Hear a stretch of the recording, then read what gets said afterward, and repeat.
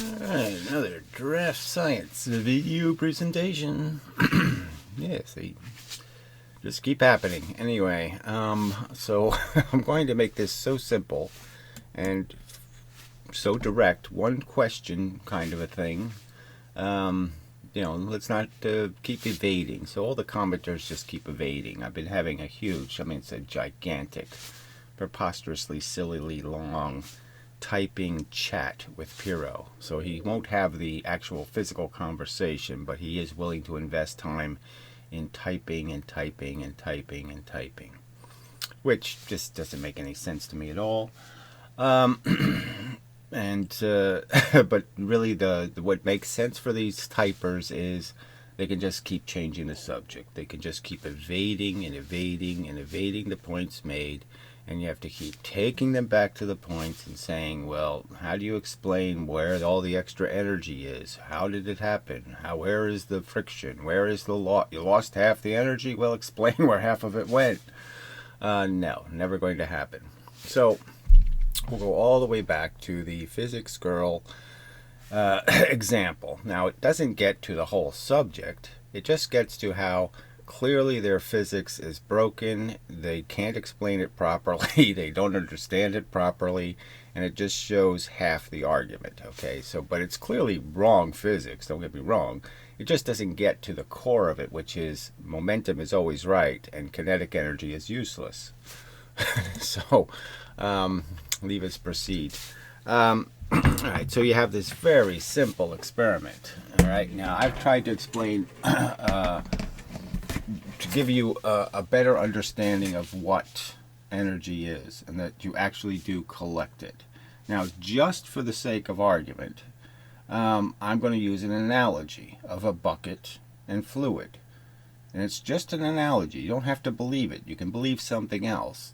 What I would like you to concede is it doesn't dishonor the truth. It is a parallel, a correlation to the truth. It does provide a good analogy. It is a good story.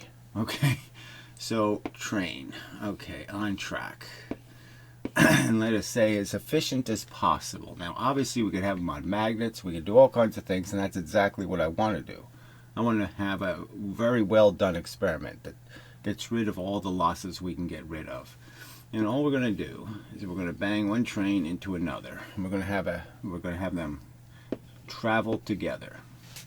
And the simple argument is what will take place is that we're going to start with a train with a certain amount of fluid in it.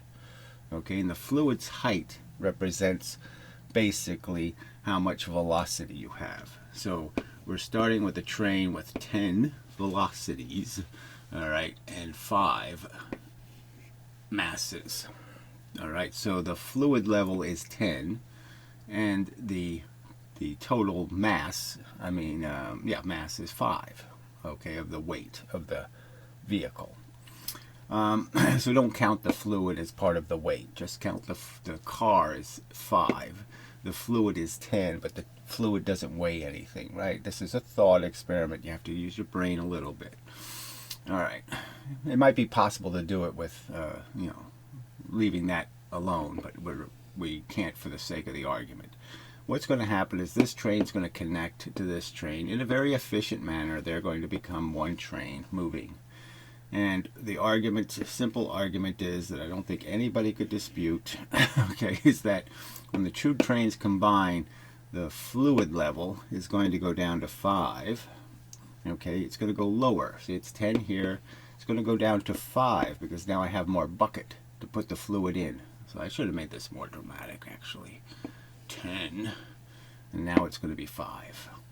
All right, so this train's going to combine with this train, which is going to mean this wall goes away, okay, and you're just going to have this fluid level now is going to drop to this fluid level. I'm just trying to get you to understand this is what it is, okay? So that's what's going to happen. The true train, so I don't think there's no dispute, okay, in the sense that physics girl says that's what happens. You go from going 5 miles an hour, this is velocity, this is mass. All right. So your mass doubles. You're now 10 in terms of mass because you added another train, and your velocity goes from 10 to 5. All right, now the simple argument is in the process of creating this bigger car, you would argue, okay, something could happen where you sloshed some of the fluid out, okay, and you lost some. But in the example given, the argument was that we did it really efficiently. We went from small car to big car with less fluid. I mean, a lower level. Same amount of fluid. Same momentum. So the momentum was completely conserved. Having 5-10 is the same in momentum as having 10-5. Same thing. Okay? Energy equals mv. Okay? You conserved your energy, the fluid. All you did was change its proportions to your mass inversely. I can inverse these two things and this number will always stay the same. Alright, so it's that simple. Now their formula, okay, which is E equals 1/2 mv squared, okay, says something very different. Okay, it says the original car, alright, has 250 of whatever fluid, and now it says the big car, okay, only has 125 fluids, energies, amounts, totals. So the MV says we didn't change anything. Their formula says we changed things dramatically. When we just had the fluid in the one car, we had 250 energies. And when we put it in the big car, now we only have 125 energies. Now we know if the car, right, when we connected the two cars, I hate to have to erase that, but there can't be any dispute about those points. Now if you have some dispute about those points, frankly, maybe you're too dumb to have this conversation. Now you could make an argument, like I said, if you're going to bang two cars into each other, you're going to splash and stuff is going to come out. Well, you can't transfer the momentum. That is, you can't have this number here, this 5, this level of fluid, if any of the fluid popped out, if you lost any of your momentum, if any of your mass broke off, or if any of your fluid pops out, you can't have the 5 here. So you'd have to have some 4 number, 4 point something, if you lost any. If any splashing happened, any noise, any vibrations on the track, anything, you can't conserve the momentum then, because any splashes have to come out of your momentum. They have to be your fluid. Your fluid has to get out. If your fluid doesn't get out, you can't lose momentum. And so they try to argue that, well, we completely transferred all the momentum. All the fluid went into the new car. Okay, we didn't lose any. And then they try to say, but we lost a whole bunch because our energy went way down. And we know the energy can't go way down because the mass is destroyed. So we know we're not destroying any mass. So the only place we can lose the energy is to lose the fluid. But you can't say you transferred it and then say you lost some. You see how that's insane? It's paradoxical, it's crazy, it's silly, it's nonsense. You can't, the only place you can splash is out of your original fluid. You only have so much original fluid. If any of it splashes out, called heat or vibrations or sounds, all of that has to be made out of your fluid. So this level has to go much further down, which means the speed has to go much down, which means your momentum wasn't transferred. It means you lost some of it. So I mean, it's a simple paradox they're creating. Stop it. It has to be accounted for through, you have to explain how that's possible. How could you possibly lose half the energy? Okay, the energy is the total of your mass and the fluid.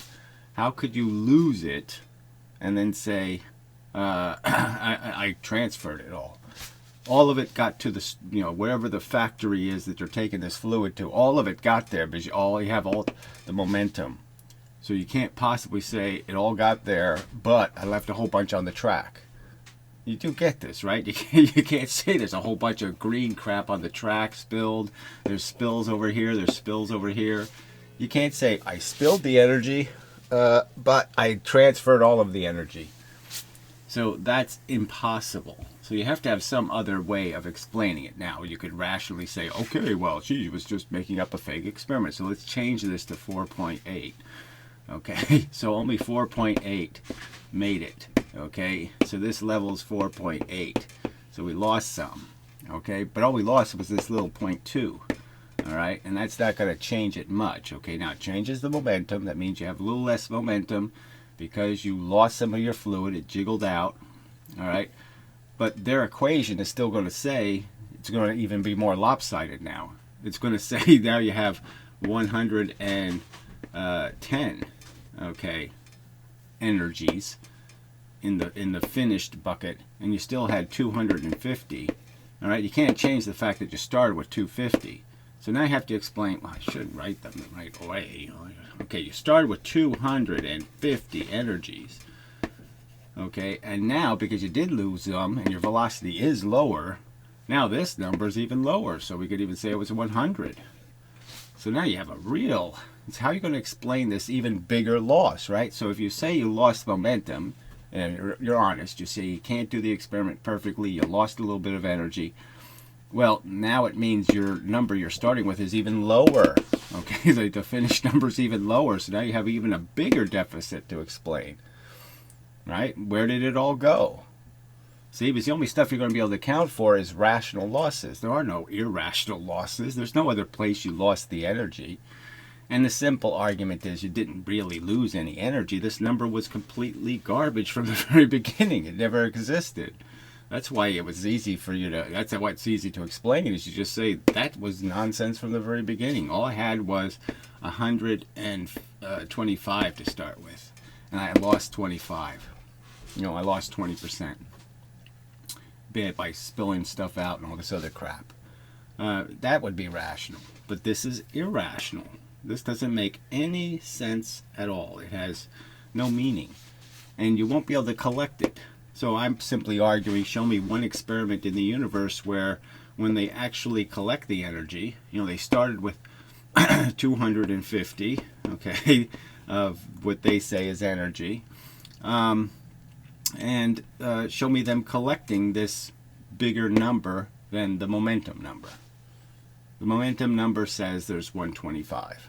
So show me where you actually collect this 250, because it's not really the right answer. It's not the momentum. See, the momentum equation says you start with 125 and you end with whatever, 111, and you had a certain number percent of loss. Okay, and that's it. So it's going the right way. This number and this number are coherent to each other, but this is not coherent. All right. Well, I'll take a quick pause because I want to say this better, and I'm not saying it as perfectly as I'd like. All right, should be back. Yeah, no, I'm not doing badly, really. It's just the frickin' point. So let's say I had some little person who collected all the spills, right? He collected every bit of the spill. He accounted for it. Heat, sound, every bit of spillage he collected in the bucket. The point is it's only 25. Okay, that's all that's in the I spilled it category. So you need 150, okay? You have a 150 difference, and all you can account for is 25 in losses. So that doesn't make any sense, and you have to make that make sense. That's the obligation here. Now the other obligation is to explain another fact that just can't really be rationally disputed, is that the truth will be, is okay, when I have the one train, I put the energy into it, so I know exactly how much energy it is, right? I could have used a spring, but wherever I put the fluid in, we know exactly how much energy it took to move it. And the fact is that when the second train, the lower level but bigger one, so let's make this one smaller, gets to its final, it's going to be giving back, if it conserved the momentum, if the momentum was transferred, it's going to give back exactly what it started with. So the numbers have to match. If this is going to be 100 then you have to say 100 got here. Now, if we're going to do the real experiment, we say some of it spilled. So some of it's in the I spilled it bucket. Okay, so we'll just add those two up and they will be complete. Okay, so the amount of energy it shows up with will be, say, 90% of it or whatever. And so we'd say it only shows up with 90, and then we have 10 in the bucket. All right, so the fact is this will compress the spring or the mechanism by exactly the same as this minus that 10%.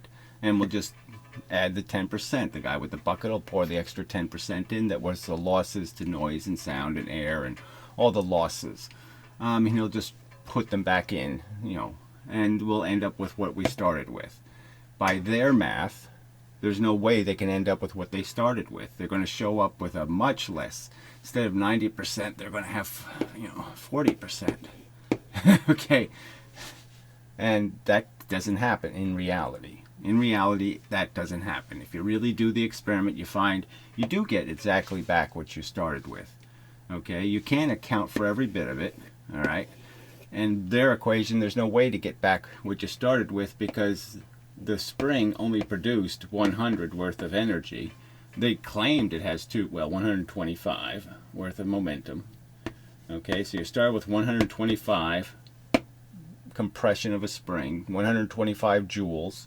They automatically claim because it left at a certain velocity that it has 250 joules. So that was a huge mistake. Okay, to say that you start with a spring with 125, you jump the energy up to 250, and then somehow when it lands, you're back to 125. That's the physical reality. That's the reality of a pendulum. That's the reality of all these things. Yes, the pendulum will slow down. I mean, it won't slow down. It actually will slow down. It'll take the same amount of time to do this as it takes to do this. It'll lose energy, okay, to the environment, in fact. And I haven't seen a pendulum in a vacuum. I mean, it should go quite a while in a vacuum. But anyway, obviously there's ways to do the experiment that are more efficient than other ways. And by increasing the efficiency, that is reducing the amount spilled, because apparently you're going to use that as an excuse to say everything spilled. That's exactly what physics girl said. She said, I 100% transferred the momentum. That is, I had a 100% perfect transfer. I didn't spill any. And then she went on to say, but I lost a whole bunch. A whole bunch spilled out. I toasted bread. I lit New York City. I did all kinds of, there was green slime everywhere. I completely transferred the level, okay? I completely transferred all the green stuff, yet there was green stuff everywhere. I mean, obviously horrible physics. I don't know why you can't admit it's horrible physics. It doesn't make sense. It's just nonsense. This is a fictitious number. And the number would go higher and higher, right? I start with the same energy. This is the paradox. I start with exactly a known amount of energy. I put a known amount of gunpowder right here. There's a known amount of chemical energy, capacity to go boom. So we have exactly 100 booms worth. Okay? That's how much boom it can make. It can only make 100 booms. It can't make more, can't make less. It always makes 100 booms. And their physics is saying, if I put a light object and make it go fast, I can make it to be 7,000 booms worth of energy. Right? Booms are the same thing as joules. I can start with a certain number of joules. They'll say I increase the number of joules just by putting a small thing. I put a heavy thing next to the boomer. The boomer only gives me, 200 booms. And then I put a heavy, I go even heavier, and then I can get down to things where I'm starting to get a lot. I lose all the boom. I start with 100, now we get six booms, because I put a heavy object there. Now, you can see the obvious nonsense. You can see that you can't change how much energy you start with. You can't make more energy by putting a lighter thing in front of the boomer. You can't make it make more boom. It only makes this much boom. It can't make more boom because you put a feather on it. All of a sudden I have a whole bunch of boom because I made it go faster. Speed doesn't make more energy. It doesn't. If you made the object lighter. Now, if you have the same size object, then you need more energy to have speed. But obviously, you don't need more energy to have speed if you just make the object lighter. Again, I mean, it's as simple as every day. If I make this out of lead, it's harder to lift. I have to use more energy to lift it. I have to use more energy to give it any momentum or speed. And obviously, if I make it lighter, I don't have to use as much energy. That's the connection that makes sense. And this makes no sense. All right, I don't know if I can...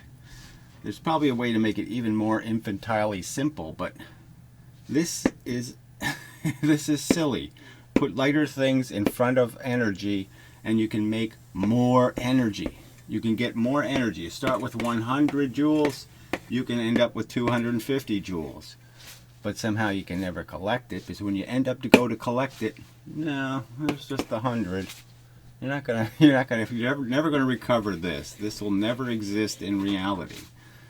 And it's all because, again, the history of this formula is terrible. It's not good physics. It wasn't well tested. They did one experiment essentially, two maybe. They dropped things into sand. Sand isn't a very good way to test either, because sand, when you hit the sand, one particle of sand pushes all the other particles away.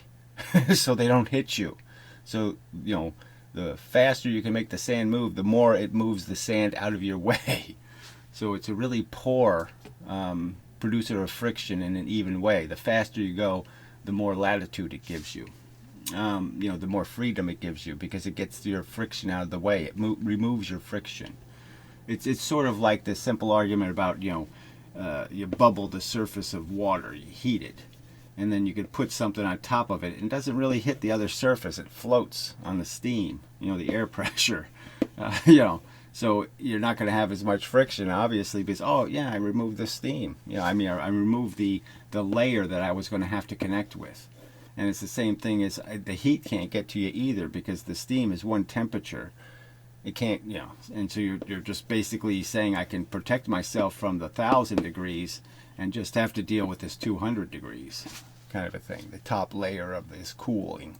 So the condensating layer is the only layer you're walking on. But anyway, I shouldn't have brought that up, because that's just a whole other can of the worms. All right, so I'll leave it at that. It's a simple paradox. It doesn't make any sense. You can't make it make any sense. I've seen no explanation of how it makes sense. It doesn't make any sense. It means the formula is incomplete. Yeah, no, it's not right is what it is. And there's no need for it. Again, the momentum always works. If I drew you a diagram of the universe, well, I did that in a previous video. Maybe I'll do that again. And I'll just show you how everything's just buckets. Everything's just collecting energy. When some piece of matter is moving, it's collected energy, and it will distribute it. So that's all that's going to happen in the universe. And you can't get more energy by going faster. By having your mass and doubling your velocity. It doesn't mean you have more energy. It's a silly way to think of it. The energy, the bucket is just as important as the velocity, the goo in it. The two of them are equally important to meaning here, and there's no huge disproportion in their meaning. Not to be able to concede that this was a tangent, a direction that physics should have never gone in. Again, so poorly sourced. You had a formula that worked just fine, okay, and all you had was a couple of experiments that gave you reason to say, wow, that's weird. But you could understand the weirdness, like the weirdness of having to go 4 times higher in gravity to double the velocity. You can understand why it's weird, because the smaller mass can't collect gravity as quickly. So it has to travel a longer distance, okay, to acquire the same momentum. All right. Yeah,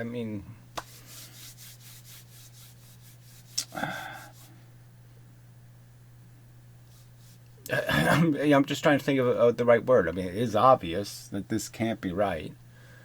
The mistake is kind of trivial. In kind of understanding how easy it is to understand that this is a mistake, that there's no good reason to do this.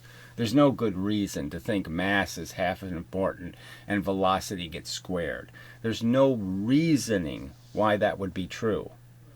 There's no reasoning for you to think I put a lighter bullet in the gun with the same charge, and the lighter bullet has hundreds of times more energy than a heavier bullet. In terms of energy, that is capacity to disrupt other atoms. No reason to think a lighter wrecking ball has more energy than a heavy one. I mean, just no good reasoning.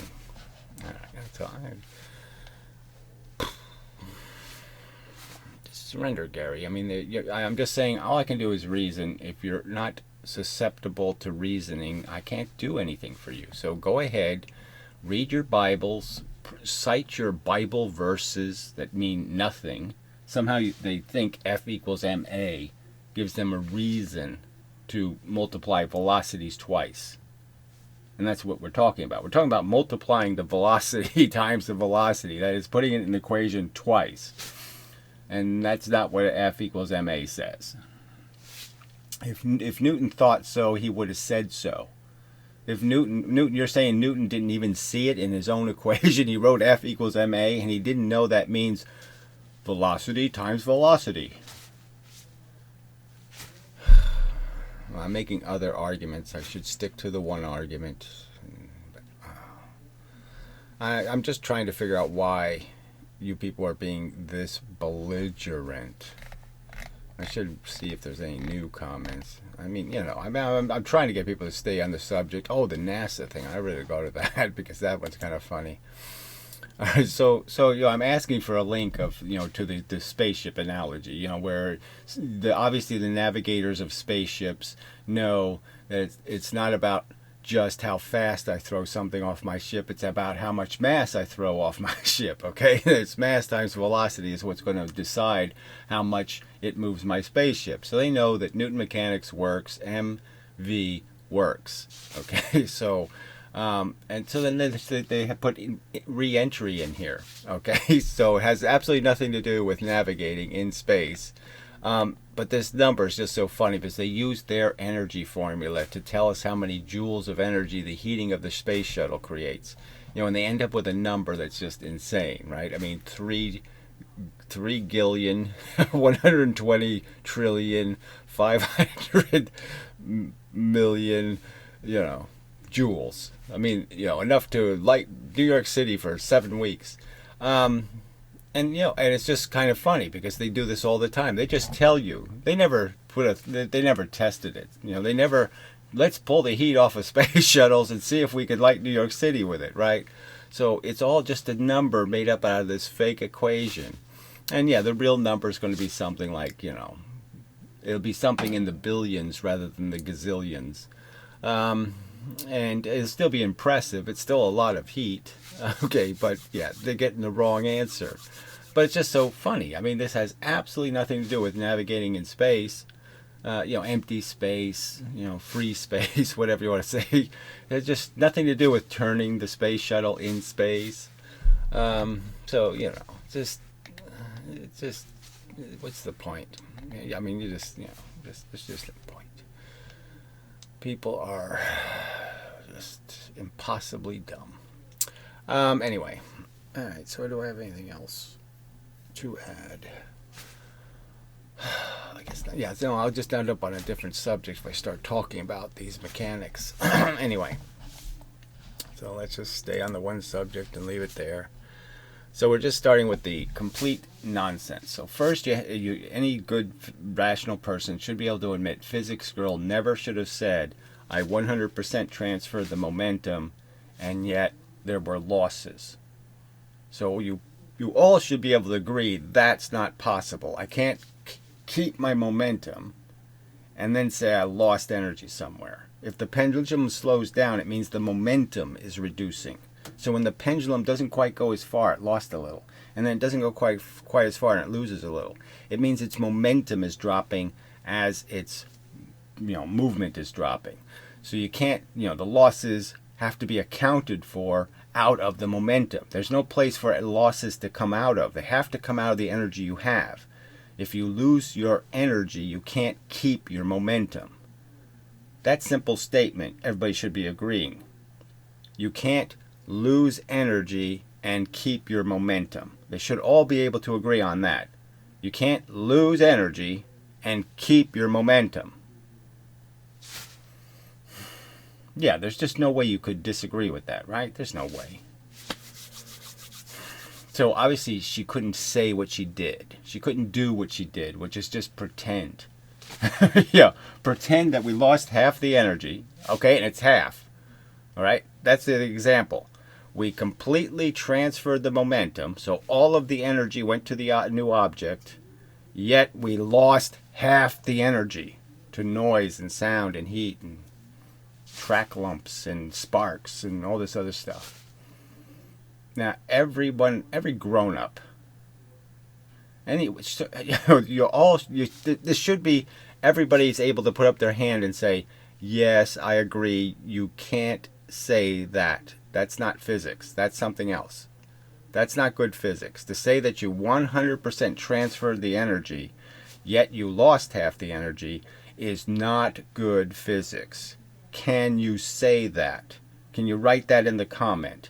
That yes, if somebody is saying they 100% transferred the energy, the momentum, and yet they lost half the energy, they're saying something ridiculous. Can you say that? Shit. Anyway, all right. You can't. This is harder than fighting City Hall. That's how funny it is. Reasoning with intelligent people, little smart nerdy shitheads, is more difficult than fighting City Hall. It's more difficult than reforming government or forcing it to be honest or any of that crap. You're worse than the government. You're worse than slimy, lying, conniving politicians. You're harder to reform. Wear that badge on your tombstones, you shitheads. Yeah, there. I like that as an ending. Wear that on your tombstone, shithead. Yeah, it's like alright, it's not exactly a Clint Eastwood line, but it's maybe a Lee Van Cleef line. Wear that on your tombstone, shithead. Heh. Got you now. Yep, I totally win.